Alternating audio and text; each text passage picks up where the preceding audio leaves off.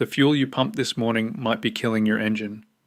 Most Australians never think about where their petrol actually comes from, who refined it, how long it sat in an underground tank, and whether the additives in it are genuinely protecting their engine or just quietly destroying it from the inside out. There are 7 petrol station brands currently operating across this country that mechanics, fuel industry insiders, and long-term fleet managers consistently flag as problems. By the time this video ends, you'll never look at a servo the same way again. 7. United Petroleum. United Petroleum runs about 400 sites around Australia. It genuinely seems fine on the surface. The prices are often sharper than the majors, the locations are convenient, and for millions of Australians who fill up there every week, nothing obviously catastrophic has happened to their car. And that is exactly the problem with United. The damage it does is slow, quiet, and cumulative. Here is what the industry actually knows about United's fuel quality approach. United operates as an independent, which means it sources fuel on the spot market rather than through a single branded supply agreement with consistent additive specifications. Spot market fuel purchasing is not inherently evil, but it does mean that the additive package in the fuel you pump on a Tuesday might be materially different from the additive package in the fuel you pump the following Tuesday at the same bowser.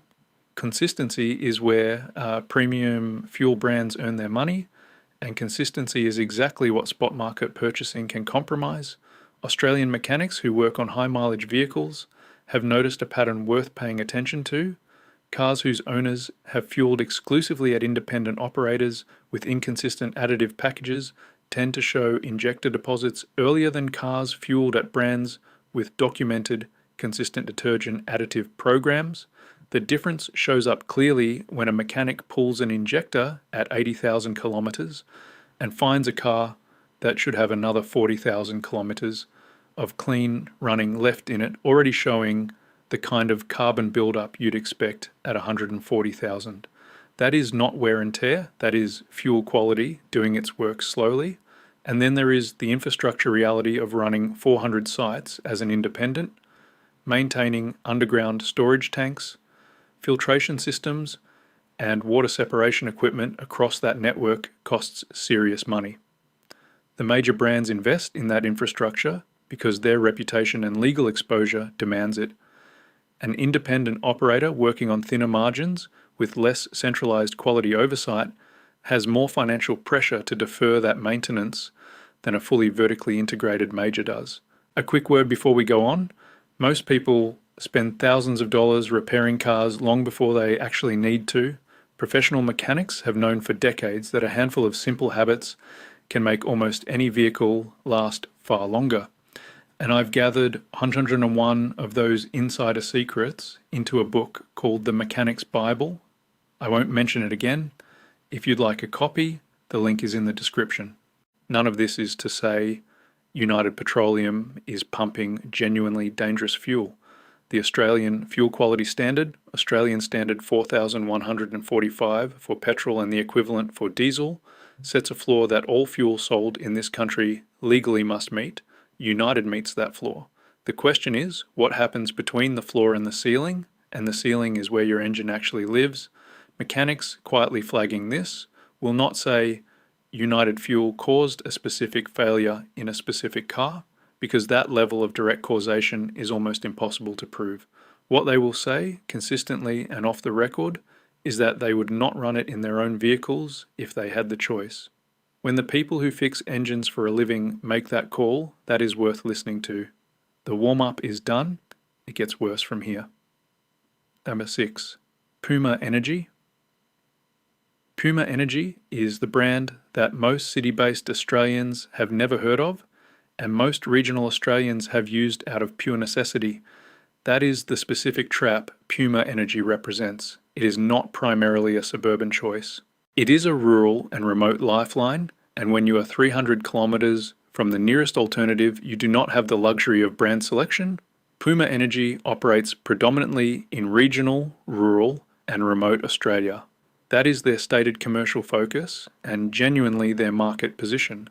They serve communities that the major brands walked away from years ago because the margins did not justify the infrastructure investment. On a pure access to fuel basis, Puma Energy fills a gap that would otherwise leave regional communities without a servo at all. That is legitimately valuable. But here is what that commercial model means in practice for fuel quality. Remote sites mean longer supply chains. Longer supply chains mean fuel sitting in transit and in storage for longer before it reaches your tank. Petrol has a shelf life that most consumers do not know about and that most petrol station operators prefer not to discuss. Petrol stored for extended periods, particularly in above-ground tanks in high-temperature environments, begins to degrade. The lighter volatile compounds evaporate. The fuel's octane rating can drift. Oxidation products form that are not doing your fuel system any favours. In northern Australia, where ambient temperatures regularly sit above 40 degrees for months at a time, and where Puma Energy has a significant footprint, above-ground tank storage is a particular concern. The Australian Institute of Petroleum has documented that fuel quality degradation accelerates significantly at storage temperatures above 30 degrees. Above 40 degrees in exposed above-ground tanks in the Territory or the Kimberley, the degradation curve gets steep very quickly. There is also the water contamination issue that affects remote sites disproportionately. Underground tanks in high rainfall tropical regions are especially vulnerable to water ingress, and the maintenance frequency and expertise available to address that contamination is materially lower at a remote Puma site than it is at a suburban major brand location with a dedicated maintenance contract.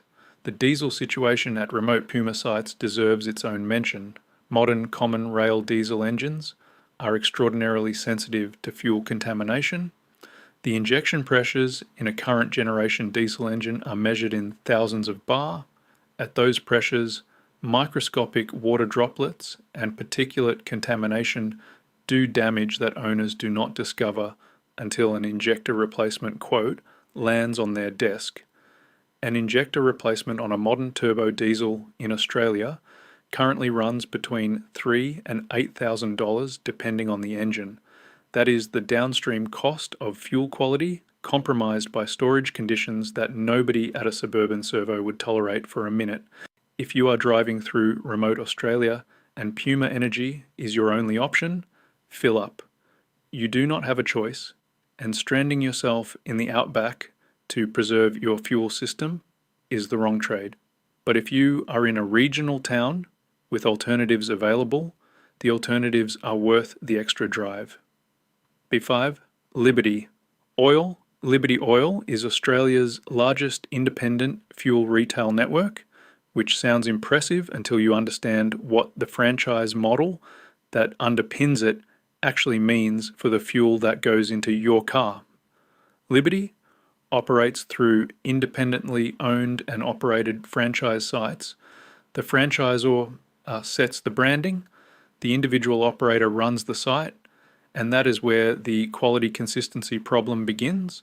The Liberty fuel itself is sourced from major terminal operators and should, on paper, meet the same Australian standard specifications as the fuel coming out of a BP or Ampol Bowser. The Liberty brand does operate an additive injection program. The additive blending does happen at a terminal level for many sites. On the headline specification, Liberty fuel is compliant fuel.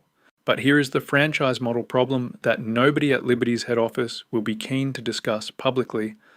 The standard of site maintenance, tank monitoring, filter replacement, and contamination detection varies directly with the individual operator running each site.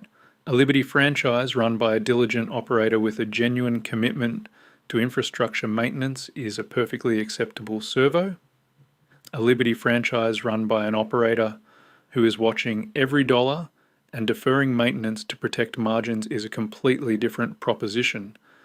And from the outside, filling up at the Bowser, you cannot tell which one you are at. Australian consumer complaint data shows Liberty fuel sites appearing in fuel quality complaints at rates that the major integrated brands, particularly those with centralized maintenance contracts and regular third-party quality audits, do not match. The complaints are not evenly distributed, they cluster. Specific sites, specific regions, specific operators, which tells you the problem is not the fuel at a terminal level. The problem is what happens at the site level, which is exactly what a franchise model with variable operator quality produces. There is also a pricing psychology trap with Liberty that is worth flagging explicitly because I see it catch people out constantly. Liberty sites frequently offer pricing that looks competitive with or below the major brands. That pricing attracts volume.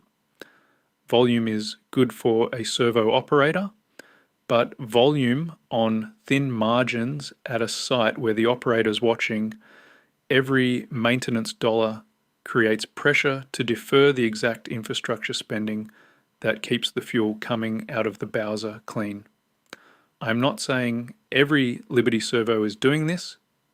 Some Liberty operators run genuinely excellent sites that I would happily fill up at. The problem is that I cannot tell which one I am at when I pull up to the Bowser. And with a franchise model this variable, neither can you.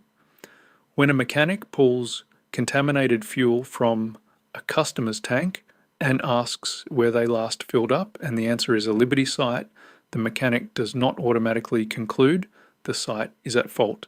But when that pattern repeats across multiple customers in the same suburb, all pointing at the same Liberty franchise, the conversation in the workshop gets more pointed very quickly.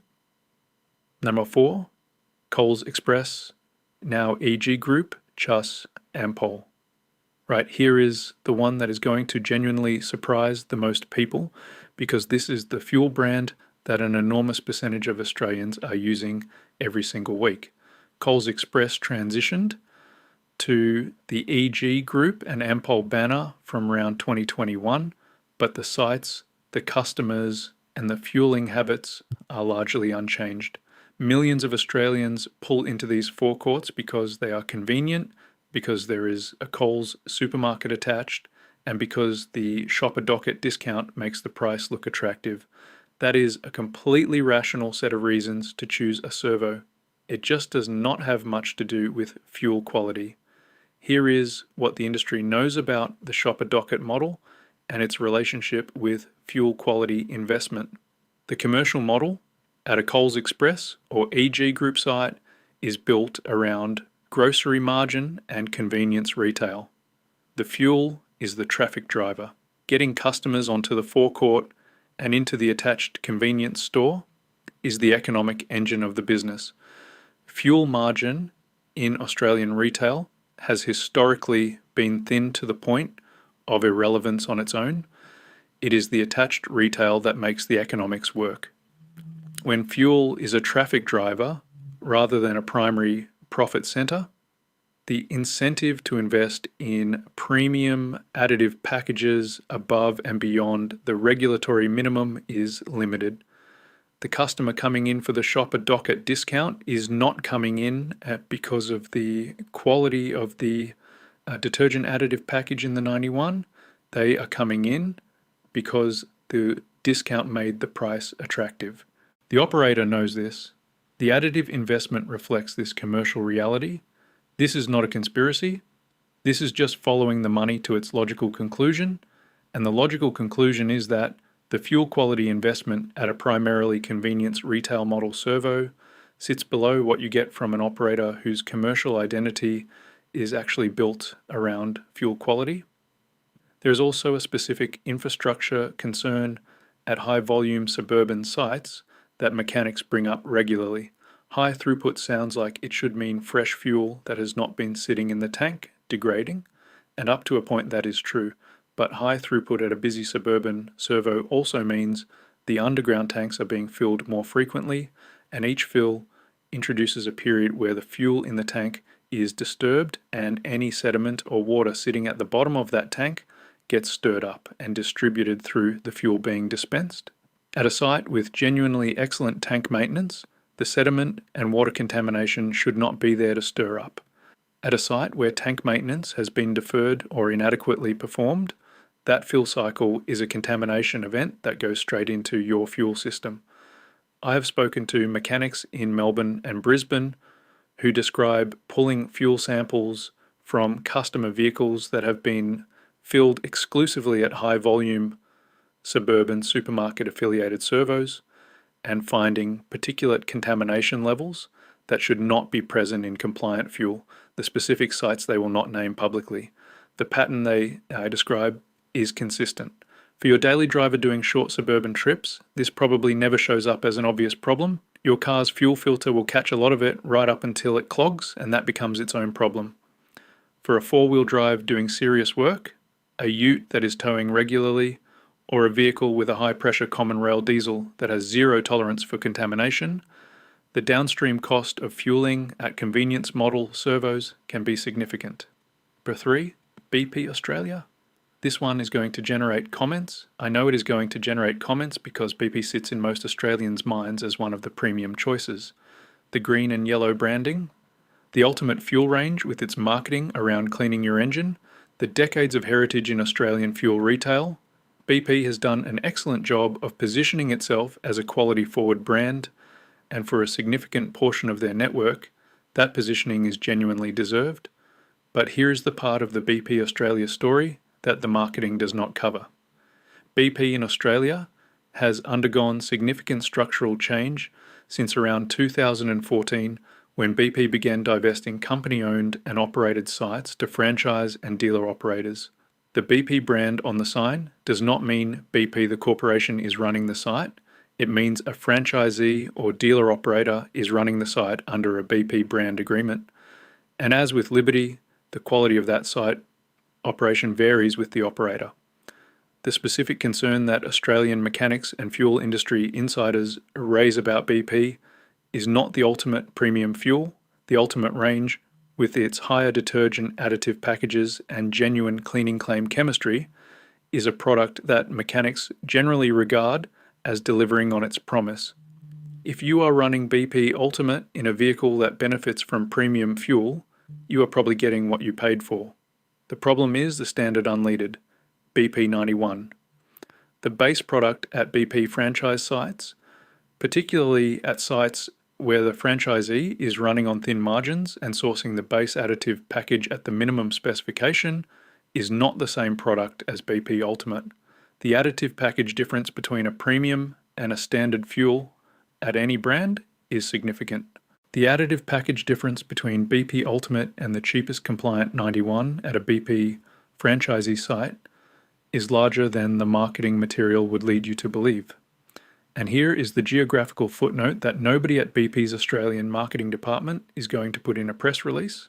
The BP franchise network in regional Australia, away from the capital cities and the high-volume suburban sites, where BP has commercial incentive to maintain standards, has generated a disproportionate number of the fuel quality complaints in the ACCC's documented data.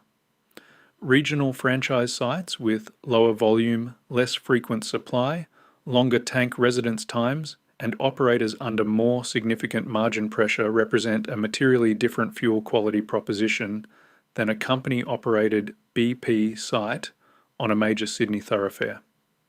The lesson with BP is not to avoid it categorically. The lesson is to understand what you are actually buying when you pull into a BP.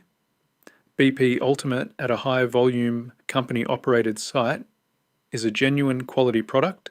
Standard 91 at a low-volume regional franchise with a deferred maintenance history is a completely different proposition wearing the same brand colours. Learn to tell the difference. Matu. 7-Eleven.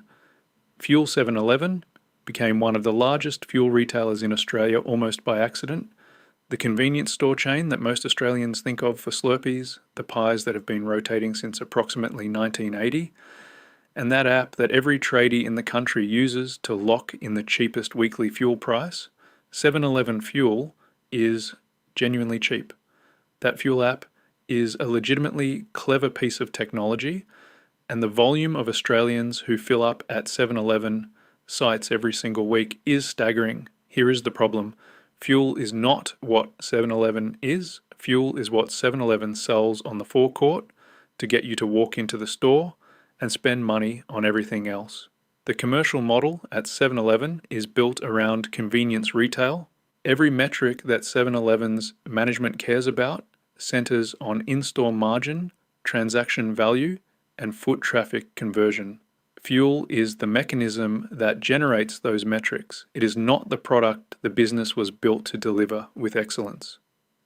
The additive package in 7-Eleven branded fuel sits at the lower end of what you will find across the Australian market. Independent fuel quality testing that has been published through Australian motoring organisations over the years consistently shows 7-Eleven standard fuels with additive levels that meet the regulatory minimum without much headroom above it. The regulatory minimum is not your engine's ideal, it is the legal floor. There is a very large gap between the legal floor and what a genuine quality fuel with a premium detergent package delivers in terms of injector cleanliness, combustion chamber deposit reduction, and long-term fuel system protection. There is also a maintenance culture concern with 7-Eleven that is specific to the franchise model they operate. 7-Eleven sites in Australia are franchised. The franchisor controls the branding, the pricing technology, and the product range inside the store. The site infrastructure, including the underground tanks, the Bowser filtration systems, and the fuel delivery processes, is the operator's responsibility, and a franchise operator whose business model is built around micro-margin convenience retail has a different relationship with fuel infrastructure maintenance spending than a dedicated fuel brand whose entire commercial reputation rests on what comes out of the Bowser. Independent Australian mechanics describe a consistent pattern when dealing with 7-Eleven customers. Not catastrophic contamination events, not dramatic failures traceable to a single fill. What they describe is cumulative. A fuel system that has been running on minimum specification fuel for 60,000, 80,000, 100,000 kilometres shows measurably more deposit buildup on injectors, more carbon accumulation in the combustion chamber, and more wear on the fuel pump and pressure regulator than a comparable vehicle fueled at a premium brand with a genuine detergent program. The mechanics will not name 7-Eleven directly in a formal complaint. The connection between fuel brand and cumulative engine wear is too diffuse and too long-term to attribute cleanly. But ask a mechanic off the record where they would not fill their own car, and 7-Eleven comes up in that conversation with genuine frequency. The Slurpee is excellent, by the way. Nobody is questioning the Slurpee. The fuel is the issue. Number 1. Independent, no-name servo Bowsers. And here we are, the top of the list. And I want to be clear about what I am describing because it is more common than most Australians realise. The number 1 worst fuel source in this country is not a brand at all. It is the absence of a brand. The independent no-name servo operating without a recognised fuel brand agreement, without a documented additive program, without centralised quality oversight, and without any commercial reputation that can be damaged by selling you bad fuel. These sites exist in every state. They are particularly common in certain regional corridors, in industrial areas, and in the outer suburban fringe where property costs are lower and margins can be squeezed by selling volume at the absolute minimum price. They have signs that might say something like super cheap fuel or Metro Petroleum or some vaguely petroleum sounding name that was invented 6 months ago and could disappear 6 months from now. Sometimes the signage is so generic it barely qualifies as a brand. Here is what operating outside a recognized brand agreement means in practice. No terminal level additive injection from a documented program, fuel purchased on the spot market from whichever terminal operator is cheapest on any given delivery day, no third-party quality auditing, no centralized tank maintenance program, no fuel quality complaint escalation pathway beyond the individual operator who has both the motive and the practical ability to simply deny that any problem exists. The Australian Fuel Quality Standard still legally applies to these operators. They are still required by law to meet Australian Standard 4145. But enforcement of that standard is complaint-driven and reactive rather than proactive, and the ACCC does not have the resources to test fuel at every independent servo in the country on any kind of regular schedule. The standard sets the floor. Independent no-name operators have the least institutional pressure of any fuel retailer in Australia to clear that floor by any meaningful margin. The water contamination risk at independent sites is the issue that mechanics raise most consistently. Independent operators with no brand to protect and no centralized maintenance oversight have the worst documented track record for underground tank maintenance in the Australian fuel retail sector. A corroded tank fitting, a failed tank gauge, a compromised delivery coupling, any of these introduces water into the stored fuel. Water contamination in petrol causes phase separation in ethanol blended fuels, creating a water ethanol layer at the bottom of the tank that has genuinely catastrophic effects on fuel pumps, injectors, and the fuel pressure regulator. The diesel contamination story at independent no-name sites is in some ways even worse. Diesel stored in a poorly maintained tank in a warm climate is the ideal environment for the growth of diesel bug, the informal name for microbial contamination, specifically bacteria and fungi that colonize the water-diesel interface at the bottom of a tank. Diesel bug produces a dark sludge that blocks fuel filters, destroys injector tips, and in severe cases causes complete fuel system failure. The repair cost on a modern common rail diesel engine with diesel bug damage runs to 5 figures without difficulty. The mechanics who deal with fuel contamination events, the genuinely dramatic ones where a customer's car dies at the servo or limps into the workshop running on 3 cylinders, describe independent no-name sites appearing in those stories at a rate that is wildly disproportionate to their share of the fuel retail market.